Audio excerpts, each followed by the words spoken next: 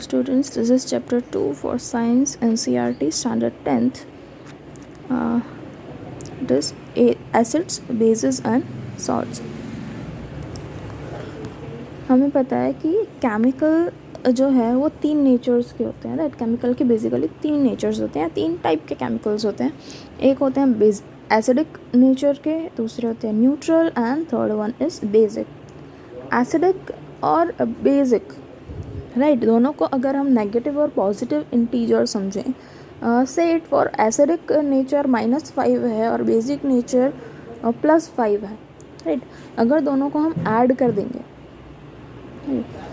Answer क्या आएगा? 0 आएगा। उसी तरीके से acidic, basic and neutral type के जो केमिकल्स हैं उनका रिलेशन है, राइट। एसिडिक और बेसिक एलिमेंट को या एसिडिक और बेसिक केमिकल को हम इक्वल प्रोपोर्शन में अगर मिक्स करते हैं तो हमें एक न्यूट्रल केमिकल मिल जाता है, which is basically a salt. इसी चीज़ को हम न्यूट्रलाइजेशन भी कहते हैं। What is it? When an acid and a base are reacted with each other, they form a neutral substance, generally a salt. This process is said to be the neutralization. जब acid और base हम दोनों को equal proportions में मिलाते हैं, right, ये दोनों एक दूसरे से रिएक्ट करते हैं और एक दूसरे की जो प्रॉपर्टीज़ है उसको नलीफाई कर देते हैं, न्यूट्रलाइज कर देते हैं और एक न्यूट्रल सब्सटेंस हमें मिलता है which is generally a salt. और इस प्रोसेस को हम न्यूट्रलाइजेशन बोलते हैं, right. Symbolically, it is acid plus base will give out salt. Some of the differences or some of the basic properties of acids and bases are available here. Acids are generally sour in taste, खट्टे होते हैं test में। bases जो है वो bitter होते हैं, कड़वे होते हैं टेस्ट में। Examples of acids are lemon, tamarind, curd and vinegar, and for bases it is soap, baking soda, milk of magnesia. Milk of magnesia is an natural element or natural chemical which is useful for the cure of acidity and gastric issues of the stomach, right. Acids जो है वो क्या करते हैं? Natural indicators में blue litmus paper को red में convert कर देते हैं एसिड्स, राइट। एसिड्स को अगर हम लोग एसिड्स में अगर हम लोग ब्लू लिटमस पेपर डालेंगे तो वो रेड हो जाएगा, और बेसिस में अगर हम लोग रेड लिटमस पेपर डालेंगे तो वो ब्लू हो जाएगा। तो what about red litmus paper and acid, right. अगर हम एसिड के अंदर रेड लिटमस पेपर डालेंगे तो वो ब्लू नहीं होगा, वो रेड का रेड ही रहेगा। और बेसिस के अंदर हम लोग अगर ब्लू लिटमस पेपर डालेंगे तो वो ब्लू ही रहेगा, वो रेड नहीं होगा, राइट। उल्टा रिएक्शन कभी नहीं होता है। एसिड में ब्लू रेड हो जाएगा और बेसिस में रेड का ब्लू हो जाएगा, राइट।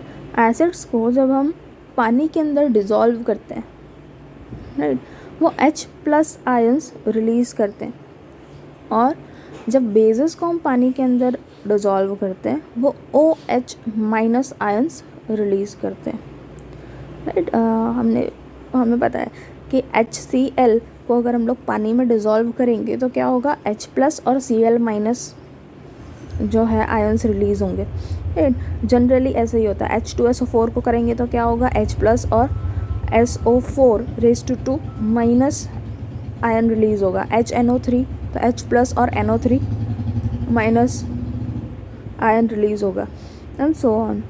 एक्वेयस सॉल्यूशंस में अगर बेसिस की बात करें तो यहाँ पे क्या होता है? OH+ आयन्स रिलीज़ होते हैं। एग्जांपल्स अगर कहें तो क्या होगा? NaOH which is salt, right. तो यहाँ पे Na+ और OH- आयन रिलीज़ होगा, राइट। इसी तरीके से बाकी एलिमेंट्स भी जो हैं बेसिस के अंदर, उसमें OH- आयन्स रिलीज़ होते हैं। अब ये H+ और OH- आयन्स जो हैं वही स्ट्रेंथ या वीकनेसेस बताते हैं एसिड्स और बेसिस की। जितने ज़्यादा H+ आयन्स रिलीज़ होंगे उतने ज़्यादा जो होंगे एसिड्स पावरफुल होंगे। जितने H+ आयन्स कम रिलीज़ होंगे डिसोल्यूशन के टाइम पे, उतना एसिड जो है वो वीक होगा। बेसिस में भी ऐसा है, राइट। कि OH आयंस जितने कम रिलीज़ होंगे वो उतना वीक होंगे, और जितने ज़्यादा रिलीज़ होंगे वो उतने स्ट्रॉन्गर बेसेस माने जाते हैं। ऐसा मान लो कि हमारा डिटर्जेंट जो है, राइट, सोप या डिटर्जेंट पाउडर जो है वो भी एक टाइप का बेस है, राइट। अब हम लोग कब बोलेंगे कि वो जो पाउडर है या वो डिटर्जेंट पाउडर है वो बहुत अच्छे से काम कर रहा है, कि जब उसको पानी में मिला के बहुत ज़्यादा झाग निकलेगा, राइट, तो हम बोलेंगे कि हाँ ये अच्छा काम करता है, या फिर इसमें जो फोम वगैरह है वो बहुत अच्छा रिलीज़ हो रहा है। और अगर कम रिलीज़ होगा उस डिटर्जेंट में से फोम, तो हम क्या बोलेंगे कि वो काम अच्छा नहीं कर रहा है। वो फोम जो है वो OH माइनस आयंस की वजह से रिलीज़ होता है इतना ज़्यादा, राइट। तो जितना ज़्यादा OH प्लस माइनस रिलीज़ होगा उतना बेटर वो बेस वर्क करेगा, उतना स्ट्रॉन्ग बेस वर्क करेगा, और जितना कम होगा उतना वो कम काम करता है, उतना वीक माना जाता है।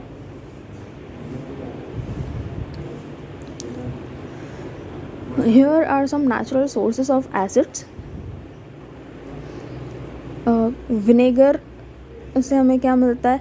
एसिटिक एसिड, टैमरिंड से टार्टरिक एसिड, ऑरेंज से सिट्रिक एसिड, टोमेटो से ऑक्सैलिक एसिड, सावर मिल्क से यानी फटे हुए दूध से या दही से हमें लैक्टिक एसिड मिलता है। एंट स्टिंग जो है, जब चींटी काटती है या फिर उसके स्टिंग के अंदर क्या होता है? मिथेनॉइक एसिड होता है। नेटल स्टिंग में भी मिथेनॉइक एसिड होता है। लेमन के अंदर सिट्रिक एसिड अवेलेबल रहता है। Now next concept is of alkalies. सीधी सी बात है, अल्कलीज क्या होता है? जब बेस को हम पानी के अंदर मिलाते हैं, राइट, तो सॉल्यूशन को क्या बोलते हैं? अल्कली। एक ऐसा बेस जो पानी के अंदर अच्छे से डिज़ोल्व हो सकता है, और इस डिज़ोल्व्ड बेस को हम लोग क्या बोलेंगे? अल्कली। जनरली ये अल्कलीज सोपी होते हैं टच में, बिटर होते हैं और कोरोसिव होते हैं। कोरोसिव यानी जंग लगा सकते हैं आयरन को और अदर मेटल्स को। एग्जाम्पल्स यहाँ पे सोडियम हाइड्रोक्साइड है, कैल्शियम हाइड्रोक्साइड है, राइट।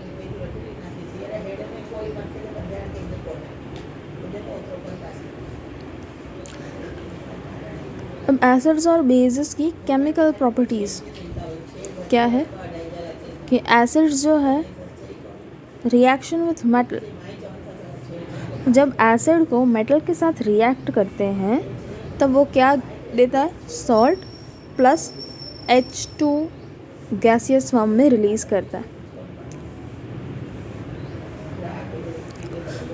मेटल ऑक्साइड्स जो भी होते हैं, राइट, वो जनरली बेसिक नेचर के होते हैं, और नॉन मेटल ऑक्साइड्स जो होते हैं वो जनरली एसिडिक नेचर के होते हैं, राइट। मेटल ऑक्साइड्स कैसे होते हैं? बेसिक। और नॉन मेटल ऑक्साइड्स कैसे होते हैं? एसिडिक। तो हमेशा इनका रिएक्शन अगर अपोजिट पार्टी से होता है तो सॉल्ट ही रिलीज़ होगा। हैंस रिएक्शन विथ मेटल जो है, एसिड के साथ अगर मेटल रिएक्ट करेगा, क्योंकि मेटल बेसिक नेचर के होते हैं, it will give out salt and H2S gas.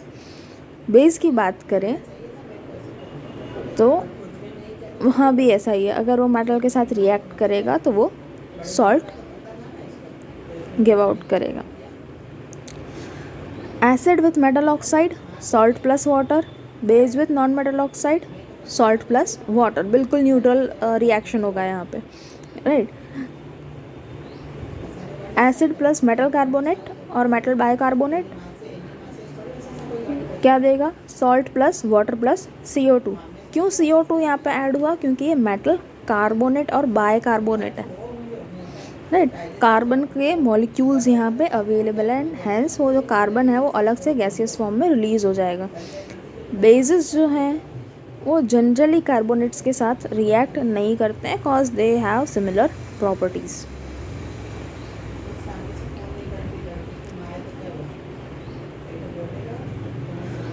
Now next one is indicators.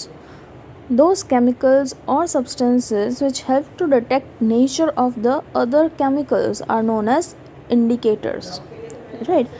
ये जो केमिकल्स हमने देखे हैं उनके नेचर पहचानने में जो चीज़ें हमें हेल्प करती हैं उन्हें हम इंडिकेटर्स बोलते हैं। इंडिकेटर्स दो टाइप के होते हैं, एक होते हैं ऑल्फैक्टरी, दूसरे होते हैं यूनिवर्सल। ऑल्फैक्टरी जो होते हैं वो जनरली स्मेल से रिलेटेड होते हैं, राइट। कि जब उनमें एसिड या बेस पड़े तो उनकी स्मेल जो है वो चेंज हो जाए। और यूनिवर्सल इंडिकेटर क्या होते हैं कि इंटेंसिटी भी बताएं, ऐसे इंडिकेटर्स होते हैं कि भाई कितना ज़्यादा पावरफुल है या कितना स्लो है या कितना वीक है, ये चीज़ें भी बताएं एसिड और बेसिस के बारे में, तो वो चीज़ें हम यूनिवर्सल इंडिकेटर कैटेगरी के अंदर डालते हैं। ऑल्फैक्टरी इंडिकेटर कौन से हैं? Vanilla, onion and club, right. Vanilla और क्लव ठीक है, आपने नहीं देखा होगा। अनियन देखा है हमने। अनियन का अगर हम लोग अचार भी डालें ना, अगर हम उसको एसिडिक फॉर्म के अंदर डाल दें या फिर कोई रेंसिडिटी वाली चीज़ उसके अंदर ऐड कर दें तो क्या हो जाता है, उसकी स्मेल चेंज हो जाती है, खट्टा स्मेल आने लगता है उसके अंदर, राइट। या फिर अनियन जो है वो सड़ जाए, राइट, तो भी उसको हम एसिडिक रिएक्शन बोलते हैं, रेंसिडिटी उसको भी बोलते हैं, राइट। सल्फ़र के साथ जो है बाहर का ऑक्सीजन जो है रिएक्ट करता है एंड हेंस वो ऑक्सीडाइज होके एसिडिक फॉर्म में आ जाता है, तो उसकी स्मेल तब भी चेंज हो जाती है। तो हम क्या बोलेंगे, उनको ऑल्फैक्टरी इंडिकेटर्स बोलेंगे। यूनिवर्सल इंडिकेटर में पीएच पेपर है, पीएच स्केल के बारे में हमें पता है, नहीं पता है कोई बात नहीं, नेक्स्ट कंसेप्ट मिल जाएगा हमें उसके बारे में। पीएच पेपर को हम शांति से देखते हैं पीछे, राइट। यहाँ पे एक छोटा सा टेबल बनाया है। रेड लिटमस पेपर को अगर एसिड के अंदर डालेंगे तो कोई चेंज नहीं होगा। रेड लिटमस पेपर को अगर बेस के अंदर डालेंगे तो वो ब्लू हो जाएगा, ठीक है। ब्लू लिटमस पेपर को अगर एसिड में डालेंगे तो वो रेड हो जाएगा, और ब्लू लिटमस पेपर को बेस में डालेंगे तो वो ब्लू ही रहेगा। टर्मरिक, हल्दी को अगर एसिड के अंदर डालेंगे तो कोई चेंज नहीं आएगा, लेकिन बेस के अंदर डालेंगे तो वो रेड हो जाएगी, राइट।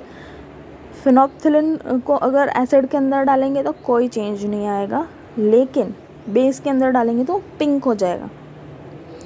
मिथाइल ऑरेंज को अगर एसिड के अंदर ऐड करेंगे तो वो रेड हो जाएगा, लेकिन बेस के अंदर डालेंगे तो वो येलो हो जाएगा।